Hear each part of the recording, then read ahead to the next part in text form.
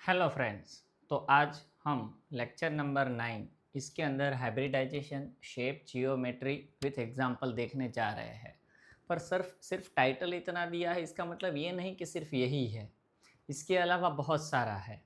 और आज आपको 110% ये पूरा जो लेक्चर है आज का, भले टुकड़ों में मिले, पर जब ख़त्म होगा ना तब आप श्योरली ये कहोगे कि आपने बहुत कुछ जाना।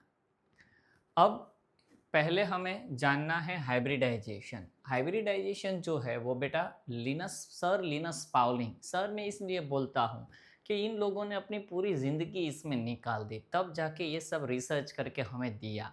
तो इनकी जो कॉन्सेप्ट थी वो हाइब्रिडाइजेशन की, वो कॉन्सेप्ट लाने वाले थे लिनस पाउलिंग।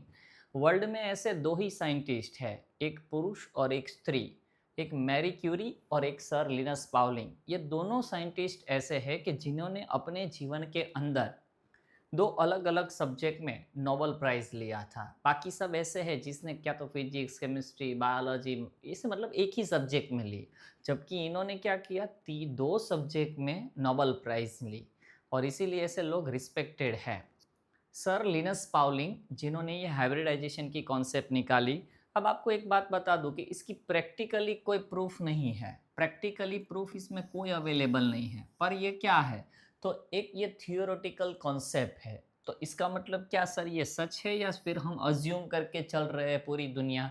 बेटा भले ही इन्होंने एज्यूम किया है पर ये है सच। 110% सब में ये फीट बैठा है।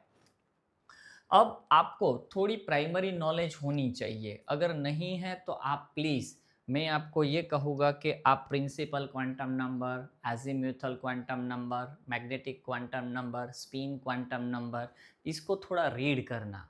और इसके अलावा हाँ, ये पढ़ोगे तो डेफिनेटली आपको पता चलेगा कि एस ऑर्बिटल एक है, उसकी शेप जो है वो स्फेरिकल है।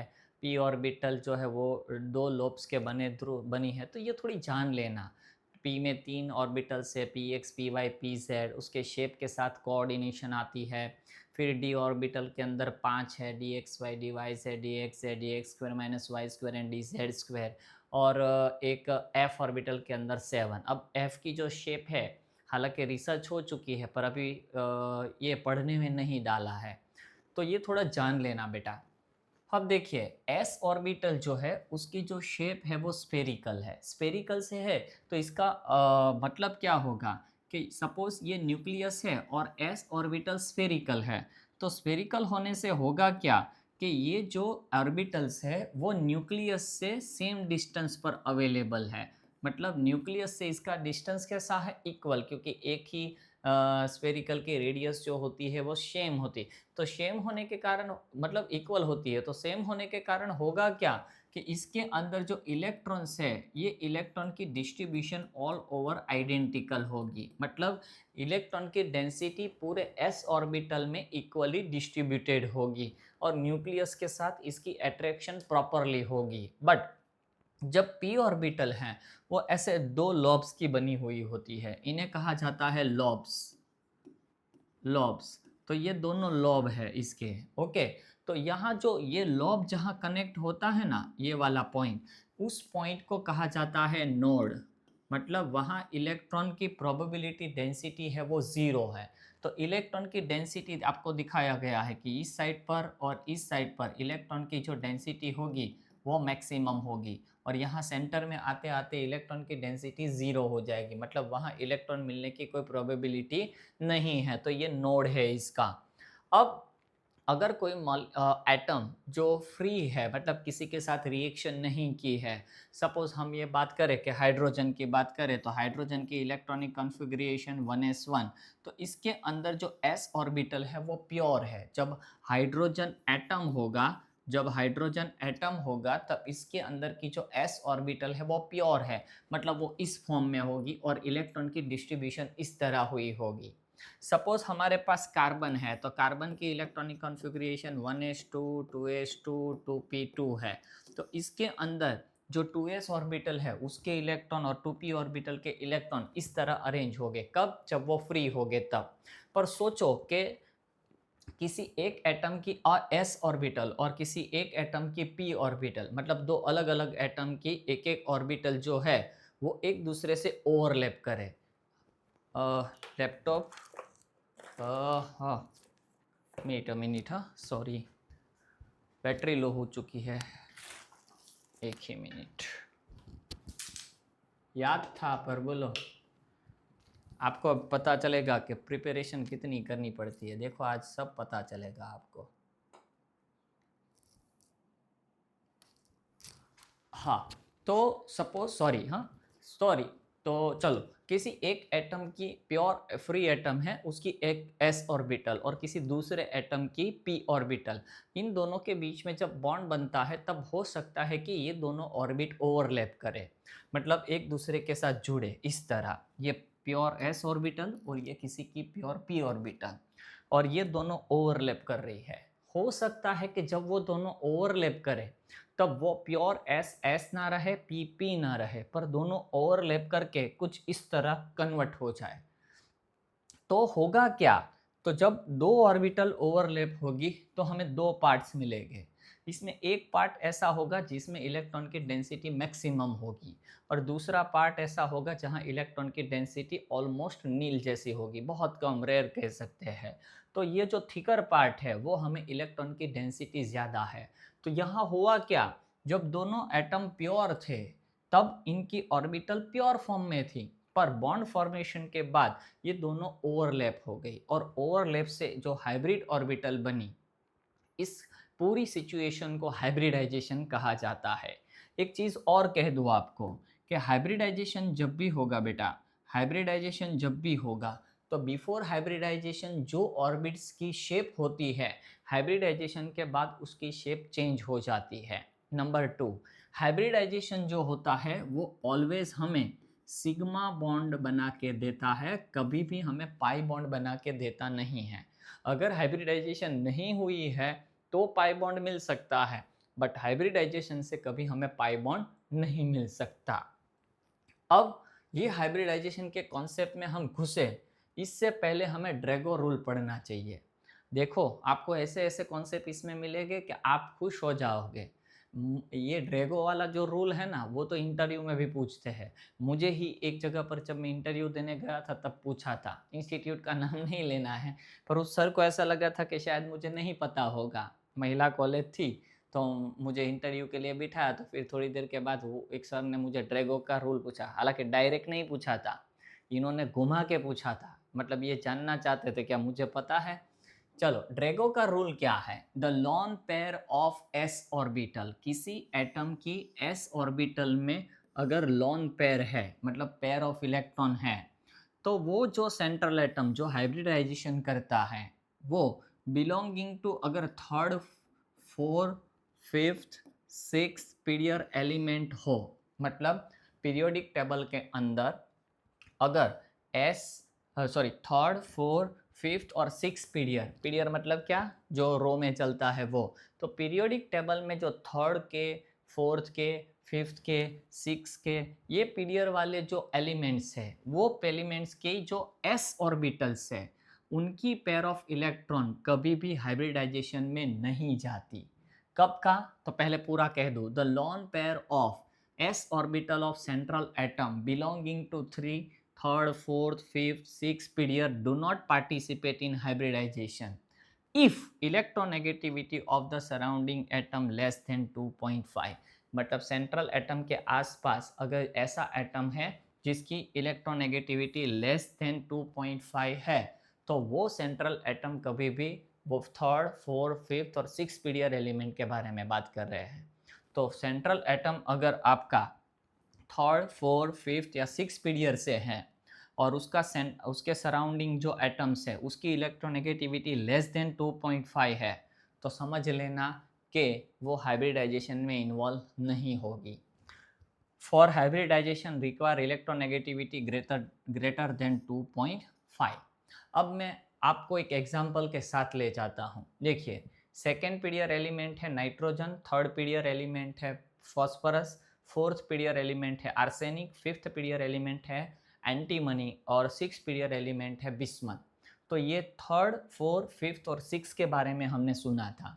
तो अब देखो मैंने सेकंड से शुरू किया है, तो नाइट्रोजन से लेके बिस्मथ तक के हम एक बात करें तो देखिए, एक कंपाउंड है अमोनिया NH3, PH3 फॉस्फेन, ये शायद नाम सुना होगा, arsenic ASH3, SbH3, BiH3। Okay, अब देखिए ये कहाँ का है, तो ये थर्ड पीरियड एलिमेंट है, ये फोर्थ, ये फिफ्थ और ये सिक्स। और कंपाउंड तो बना है, कंपाउंड नहीं बनेगा ऐसा मैंने नहीं कहा था, कंपाउंड बनेगा।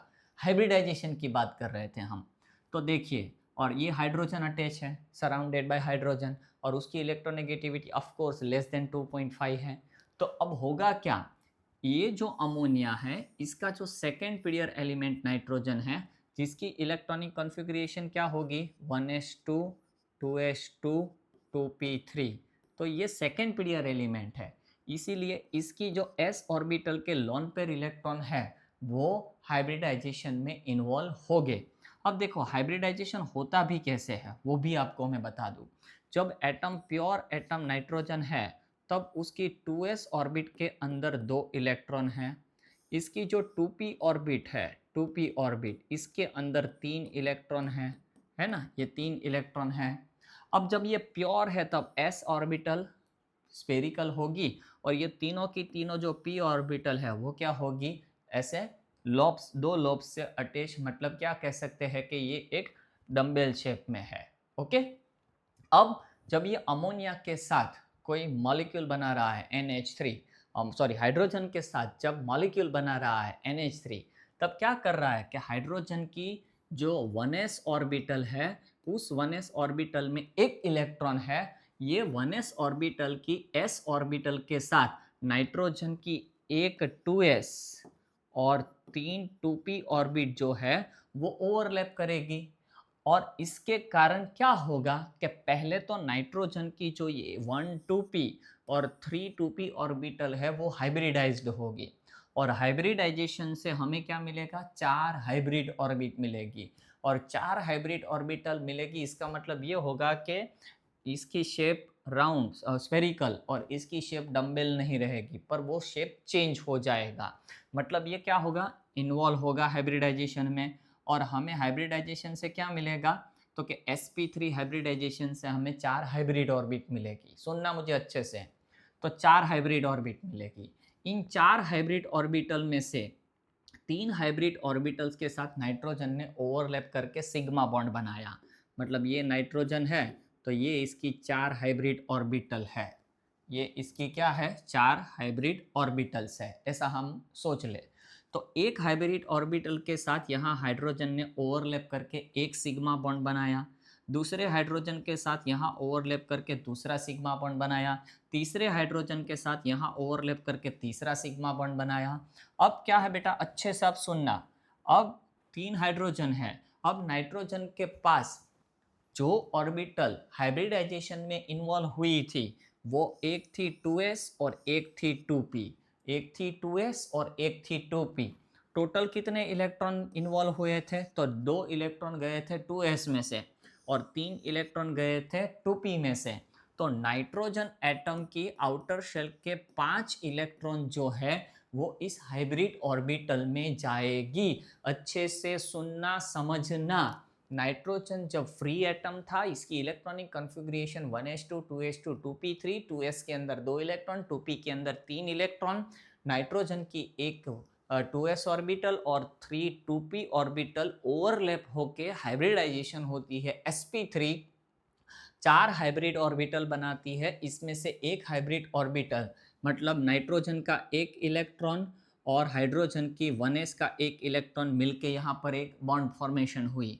नाइट्रोजन की दूसरी हाइब्रिड ऑर्बिटल और एक इलेक्ट्रॉन और हाइड्रोजन की 1s ऑर्बिटल का एक इलेक्ट्रॉन ओवरलैप होके दूसरा सिग्मा बॉन्ड, नाइट्रोजन की ये तीसरी हाइब्रिड ऑर्बिटल का एक और इलेक्ट्रॉन और हाइड्रोजन की 1s का एक इलेक्ट्रॉन, मतलब 3 सिग्मा बॉन्ड बनाया। तो आप देखो, मुझे अच्छे से सुना हो तो मैंने क्या कहा, नाइट्रोजन के तो 3 ही इलेक्ट्रॉन यूज हुए हैं for the formation of 3 sigma bond with hydrogen atom. Hydrogen bottom atom के साथ 3 सिग्मा बॉन्ड बनाने के लिए नाइट्रोजन के तो एक एक इलेक्ट्रॉन ही यूज हुए हैं। तो अब नाइट्रोजन के तो कितने इलेक्ट्रॉन इन्वॉल्व हुए थे, 5 इन्वॉल्व हुए थे। तो होगा क्या, एक लॉन पेयर रहेगी और ये लॉन पेयर जो है वो कहाँ है, तो ए हाइब्रिड ऑर्बिटल के अंदर अवेलेबल है। ओके, इसका मतलब नाइट्रोजन sp3 हाइब्रिडाइजेशन कर रहा है। अगर नाइट्रोजन sp3 हाइब्रिडाइजेशन कर रहा है तो इसके अंदर s कैरेक्टर कितना हुआ, 25%। क्यों 25%? तो टोटल हाइब्रिडाइजेशन के लिए कितनी ऑर्बिट इन्वॉल्व हुई, 4, एक 1s और 3 2p, तो टोटल 4 ऑर्बिट हुई। उनमें से हमें s का परसेंटेज निकालना है, तो टोटल s है कितनी, 1 है। तो हम क्या कहेंगे कि हम कहेंगे 1/4, ये रेशियो किसका हुआ, s ऑर्बिटल का। अगेन कहो कैसे, तो एक ही s थी और टोटल कितनी थी, 4, तो 1/4। परसेंटेज निकालना है तो 100, तो ये क्या हुआ, 25% s कैरेक्टर इज अवेलेबल। और जब भी किसी के अंदर sp3 हाइब्रिडाइजेशन होता है उसके अंदर 25s% कैरेक्टर होता है। अब देखिए, तो नाइट्रोजन के अंदर s कैरेक्टर कितना है, 25%। देखिए ये s के, आज पूरा दिन आप मुझे यही सुनोगे s कैरेक्टर। अब देखिए अमोनिया के अंदर sp3 हाइब्रिडाइजेशन से s कैरेक्टर 25% है। अब ये देखो हम आगे जाते हैं, मैंने क्या कहा था, ड्रैगो का रूल क्या कहा था, तो ड्रैगो का रूल ये कह रहा है कि the lone pair of s orbital central atom belonging to, अगर थर्ड, फोर्थ, फिफ्थ और सिक्स पीरियड एलिमेंट है तो उसकी s ऑर्बिटल के जो लॉन पेयर इलेक्ट्रॉन है वो हाइब्रिडाइजेशन में इन्वॉल्व नहीं होते। तो इसका मतलब आपने दिमाग में क्या सोच लिया, third period, fourth period, fifth period, six period, तो इनके कोई भी 2s इलेक्ट्रॉन जो है वो हाइब्रिड ऑर्बिटल में इन्वॉल्व, हाइब्रिडाइजेशन में इन्वॉल्व नहीं होंगे।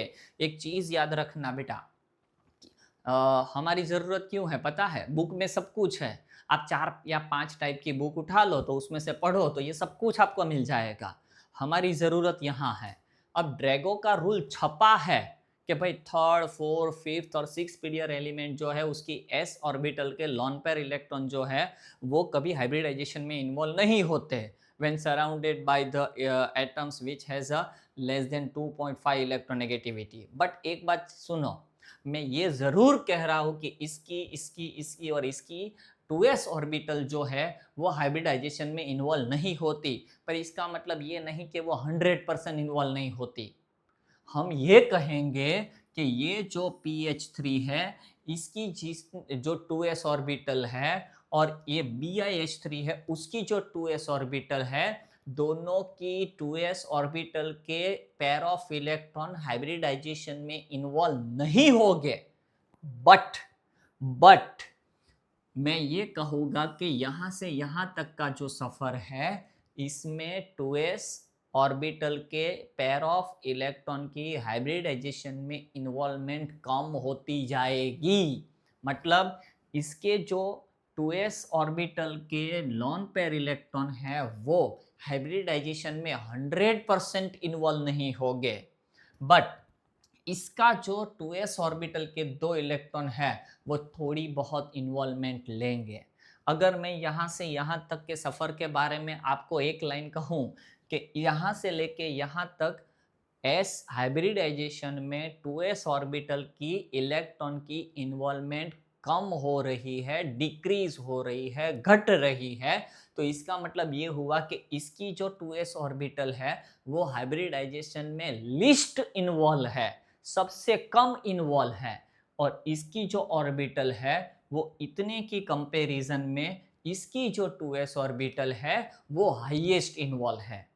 तो इसीलिए हम ये कहेंगे कि प्योर एस कैरेक्टर इस तरफ जाएंगे तो वो क्या होगा, प्योर एस कैरेक्टर इंक्रीज होगा। क्यों, क्योंकि यहाँ प्योर एस है, यहाँ लेस प्योर है, क्योंकि इसकी 2s ऑर्बिटल ने थोड़ा बहुत तो हाइब्रिडाइजेशन में इन्वॉल्वमेंट दिया है और इसकी 2s ऑर्बिटल ने ज़रा सा भी इन्वॉल्वमेंट नहीं दिया है। इसका मतलब ये हुआ कि यहाँ से लेके यहाँ तक जाए तो प्योर एस कैरेक्टर क्या होगा, इंक्रीज होगा। पी कैरेक्टर है, अब वो पी कैरेक्टर भी इसके साथ साथ क्या हो रहा है, इंक्रीज हो रहा है। कैसे, अब देखो इसमें मैंने क्या कहा कि एस कैरेक्टर कितना है, 25%, तो इसके अंदर जो पी कैरेक्टर होगा, परसेंटेज ऑफ पी कैरेक्टर वो कितना होगा, 75%, है ना। यहाँ से ही निकालो 100 माइनस 25 75, या तो इस तरह निकालना है तो 3/4। क्यों लिखा 3/4? क्योंकि p ऑर्बिटल 3 इन्वॉल्व हो रही है, तो 3 टोटल कितनी है 4 इंटू 100, तो 75% क्या है p कैरेक्टर है। ओके, 75% क्या है p कैरेक्टर। तो PH3 से लेके BiH3 तरफ जाओ तो प्योर एस कैरेक्टर बढ़ रहा है, प्योर पी कैरेक्टर बढ़ रहा है। क्यों? क्योंकि हाइब्रिडाइजेशन में इन्वॉल्व कम हो रही है। साइज जो है वो इंक्रीज हो रही है। किसकी साइज इंक्रीज हो रही है? एस ऑर्बिटल और पी ऑर्बिटल की साइज इंक्रीज हो रही है। अब आप कहोगे कि सर एटम की साइज इंक्रीज होगी ना? यस डेफिनेटली, पर एटम की साइज इतनी इंक्रीज नहीं होगी। क्यों? क्योंकि आपको रूल पता होना चाहिए कि एक ही पीरियड में लेफ़्ट टू राइट जाओ, एक ही पीरियड में लेफ़्ट टू राइट जाओ तो एटम की साइज़ डिक्रीज़ होती है। एटम की साइज़ डिक्रीज़ होती है। पीरियोडिक प्रॉपर्टी वाला चैप्टर हमारे सिलेबस में है, मैं जाऊँगा उसमें थोड़ा बहुत, क्योंकि वो भी एक-एक क्वेश्चन आता है। पर आप एक चीज़ और कह दो कि एक ही पीरियड के अंदर लेफ़्ट टू राइट जाओगे तो एटम की साइज़ डिक्रीज़ होगी। एटम की साइज डिक्रीज होगी, पीरियड में लेफ्ट टू राइट जाओ। पर ये क्यों कह रहे हैं कि ऑर्बिटल की साइज इंक्रीज होगी? वो इसलिए क्योंकि हाइब्रिडाइजेशन में इन्वॉल्वमेंट कम हुआ। तो इसके अंदर मैक्सिमम एस कैरेक्टर है। अब एस कैरेक्टर जितना ज़्यादा क्लोजर टू न्यूक्लियस होगा। क्यों? क्योंकि एस ऑर्बिटल के जो इलेक्ट्रॉन है वो न्यूक्लियस से ज़्यादा अट्रैक्टेड है। एक चीज़ आपको वापस कह दूँ, सुनो। अगर आपके एस ऑर्बिटल है, ये एस ऑर्बिटल है और ये आपकी पी ऑर्बिटल है, पी ऑर्बिटल है। मुझे अच्छे से सुनना इसमें, हाँ ये बहुत इम्पोर्टेंट है। अब देखो एस ऑर्बिटल स्फेरिकल है तो सेंटर से इसकी जो डिस्टेंस है वो इक्वल है।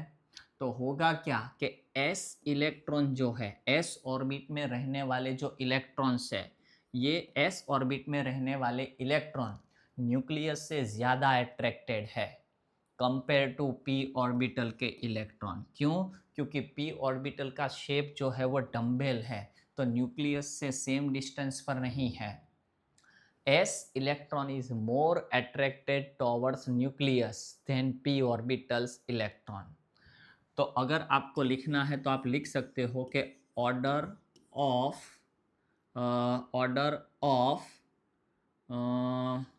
Z effect for orbitals. किसी भी न्यूक्लियस की इफेक्ट, जेड इफेक्ट मतलब न्यूक्लियस की इफेक्ट ऑर्बिटल के तरफ कितनी होती है? तो जो एस ऑर्बिटल का जो इलेक्ट्रॉन है, ये एस ऑर्बिटल इलेक्ट्रॉन न्यूक्लियस से ज़्यादा अट्रैक्टेड है देन पी ऑर्बिटल्स इलेक्ट्रॉन। और पी ऑर्बिटल के इलेक्ट्रॉन की अट्रैक्शन न्यूक्लियस से ज़्यादा होगी compare to d orbital electron, और डी ऑर्बिटल के इलेक्ट्रॉन की अट्रैक्शन ज़्यादा होगी compare to f orbital electron. तो इसका मतलब क्या हुआ? इसका मतलब ये हुआ कि s electron is more attracted towards nucleus than p orbitals electron. S orbit के इलेक्ट्रॉन की अट्रैक्शन पी ऑर्बिटल के इलेक्ट्रॉन की अट्रैक्शन की कंपैरिजन में ज़्यादा है।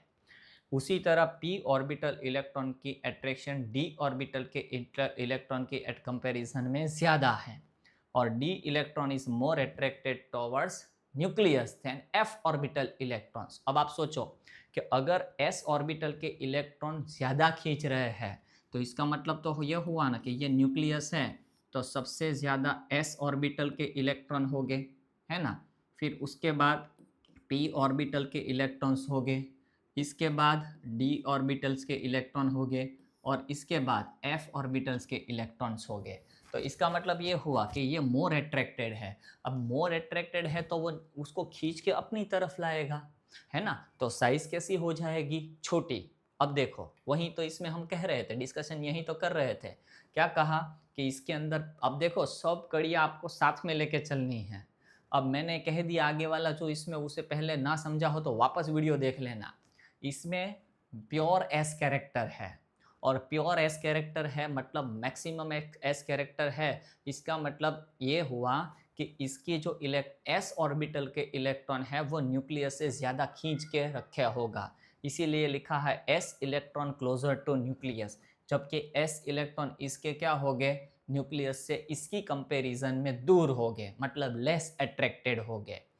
क्यों? क्योंकि इसमें एस कैरेक्टर इसकी कंपैरिजन में ज़्यादा है, और सबसे ज़्यादा तो इसके अंदर, तो यहाँ 25% एस कैरेक्टर है, यहाँ 25%, ये कहो कि यहाँ 25% एस कैरेक्टर है। अब सोचो, ऐसे भी समझ लो, यहाँ 25% एस कैरेक्टर है और यहाँ ऐसा मान लो कि 100% एस कैरेक्टर है। अभी ऐसा ही सोच लो ना कि यहाँ 100% एस कैरेक्टर है।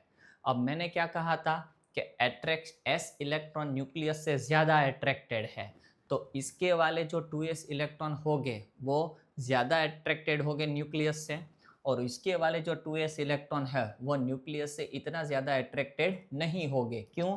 क्योंकि एस कैरेक्टर इसका जो है वो 25% है, लेस है।